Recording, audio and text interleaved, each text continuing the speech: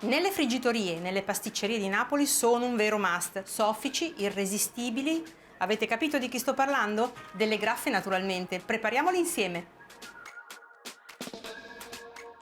Per prima cosa dobbiamo lessare una patata, quindi in un pentolino aggiungo un po' di sale, l'acqua ovviamente sta già bollendo, inserisco la mia patata che ho lavato ovviamente e la faccio cuocere con la buccia, così assorbirà meno acqua. Per prima cosa, per il nostro impasto, prepariamo un lievitino. Quindi in una ciotola metto della farina, lievito di birra disidratato e del latte. Mescoliamo, copriamo la ciotolina con la pellicola e la porto a lievitare nel forno spento per un'ora. Ed ecco il lievitino pronto dopo un'ora di lievitazione. Ora lo metto un po' a sciogliere insieme alle uova, che come vedete è l'unico liquido reale della ricetta. Rompo le 2 uova, le sbatto e le inserisco.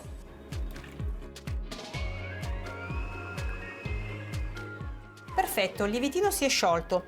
Una cosa che dobbiamo fare è schiacciare le patate. Le patate lesse sono proprio la caratteristica dell'impasto delle graffe napoletane.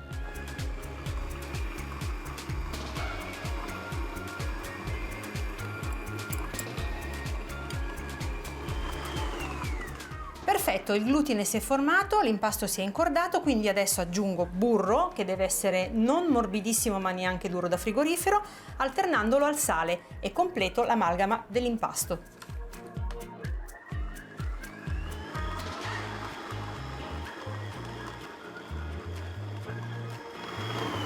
L'impasto è bello liscio, elastico, quindi è pronto. E poi cominciamo a girare l'impasto in questo modo, portando i lembi esterni verso l'interno. Lo tiriamo in questo modo, dargli la forma sferica. Ungiamo la ciotola, mettiamo la pallina all'interno, copriamo con la pellicola trasparente e lasciamo lievitare nel forno spento per almeno 2 ore. Ecco il nostro impasto ben lievitato. Metto giusto un po' di farina sul piano di lavoro perché l'impasto non si appiccichi, perché dobbiamo dividerlo in pezzettini di circa 60-65 grammi. Come vedete l'impasto è ancora elastico, nonostante la lievitazione. E adesso formiamo le nostre palline, i nostri pezzetti che poi diventeranno palline. E adesso con ogni pezzetto formiamo una pallina, in questo modo. Eccola qua. Adesso le lasciamo riposare un pochino e poi faremo le nostre ciambelline. È trascorsa all'incirca una mezz'oretta da quando ho cominciato a fare le palline. Adesso dobbiamo formare le graffe, quindi mi olio le mani, poi prendo la pallina di impasto, faccio un buco al centro e la dispongo a mano che le ho fatte sopra alla teglia. Una volta che la teglia sarà colma, mettiamo tutto a lievitare nel forno spento per un'ora.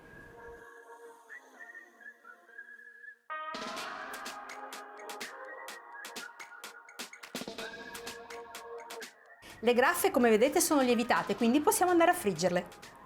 Allora, come vedete io ho tagliato la carta forno in quadrati. Perché? Perché non posso prendere le graffe, perché come le toccherei si sgonfierebbero.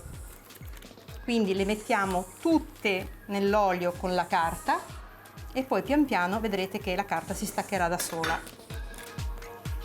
Vedete? La carta viene via subito. Naturalmente, una volta dorate di sotto, le giriamo e completiamo la cottura anche dall'altra parte. Le graffe sono pronte, sono stupende. Le mettiamo a scolare su qualche foglio di carta assorbente da cucina e poi, ancora calde, le passiamo nello zucchero semolato.